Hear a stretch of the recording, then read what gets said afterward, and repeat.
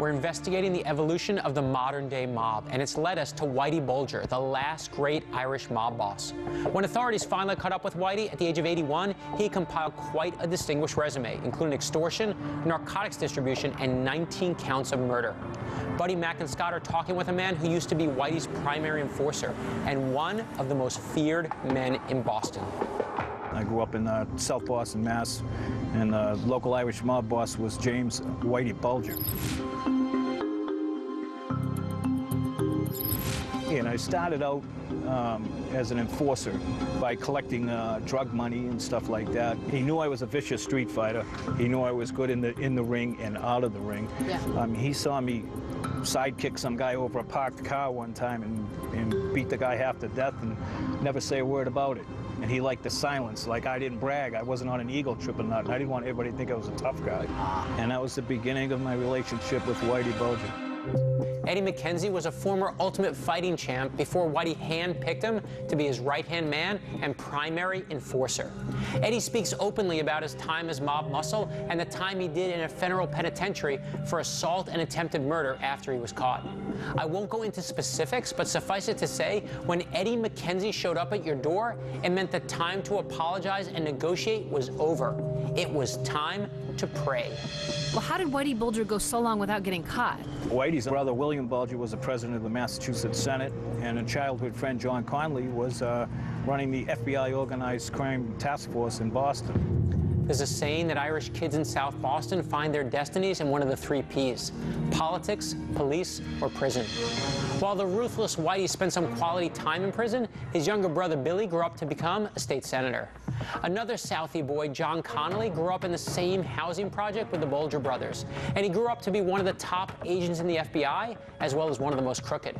When they were kids, Whitey used to buy John Connolly ice cream back in Boston, and when they rose to the top of the drug and drug enforcement worlds, John continued to accept favors from Whitey in the form of huge cash payments. Their story inspired the movie The Departed with Jack Nicholson. In the end, Whitey spent 12 years on the FBI's most wanted list, and the reward for his capture was $2 million, second only to Osama bin Laden's.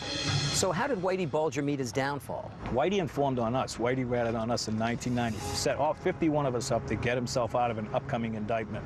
And that's when it started to come out that he was a top FBI informer. And now he's got to get out of there. So he tried to give them 51 people from South Boston to, you know, do what he did so well, as to buy his way out. Including you. It didn't work. Yeah, I was one of the 51. And many times people ask me, how did you feel about that? And I goes, well, how do you think Caesar felt when he got shanked by Brutus? Here's a guy that I would have killed anybody for, followed to the grave, thinking he was this huge, honorable guy in the code of silence and don't rat and all that. Turned out to be the biggest rat of them all.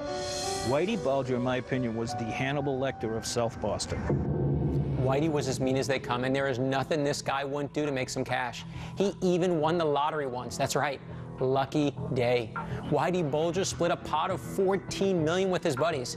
They just happened to come into the possession of a winning ticket that had been bought at a corner store that who else owned? Whitey Bulger. So picture for a moment the conversation that took place between Whitey and the guy who bought that ticket. Odds of winning the Massachusetts lottery? 1 in 14 million. Odds of you giving Whitey Bulger your winning ticket? Guaranteed. So who is the next Whitey Bulger? Like, who's the guy beneath him? The Irish and the Italians have basically all been set up and caught and busted by the FBI. You know, you have John Gotti on one side, the Italian side. You have Whitey Bulger on the Irish side. To me, they're like the last of the Mohicans. But once Whitey Bulger got caught, all the cowboys came in trying to take over, and there was no organizational chart to them or anything like that. And the statistics on heroin and angel dust increase in all these kids were committing suicide through Oxycontins and all that. If Whitey was there, and I'm not sticking up for him, you'd never see that. I've always been a firm believer that if there's going to be crime in your neighborhood, it should be organized crime. Like Capone, Bulger operated by a code, and there were lines he just wouldn't cross. He didn't allow the sale of heroin or PCP on his streets, and dealers who sold to kids were violently removed from his neighborhoods. I in no way want to suggest that either was a man of principle, but if you knew their code, you can stay out of their way. With today's mob, everyone is a potential victim. What groups would you single out as being the dangerous ones? The dangerous ones, they're not Americans. They're the Russians, they're the Colombians, they're the Mexican mobs coming up now from Mexico. All these people are without hesitation. They're running around like cocaine cowboys, we call them, with shotguns, killing everybody in sight and taking neighborhoods like the scourge, you know? Mm-hmm. They're very scary. Of those, who do you think is the scariest now? The Mexicans, oh my God. With the Italians, they don't kill your family, they'll kill you. The Mexicans will kill your family and stuff $100 bills down your throats and give you a Colombian necktie, which they slit your throat and they pull your tongue out. They're as vicious as they come. There was no fooling around with them.